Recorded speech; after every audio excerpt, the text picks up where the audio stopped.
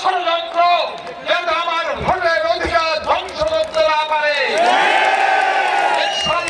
এই সমাবেশ প্রমাণ করে দিয়েছে মেহেরপুরের মানুষ আমাদের চেয়ারম্যান তারেক রহমানকে প্রধানমন্ত্রী বানাতে চান। মেহেরপুরের মানুষ বিএনপিকে ক্ষমতায় আনতে চান। মেহেরপুরের মানুষ ধানের শীষে ভোট দিতে চান। আমি মেহেরপুরবাসীর কাছে বিগত দিনের ভুল ত্রুটির জন্য ক্ষমা চেয়ে রাখছি। আমি মেহেরপুরবাসীকে কথা দিতে চাই, আর কখনো মেহেরপুরে প্রতিশোধ প্রতিহিংসা রাজনীতি হবে না।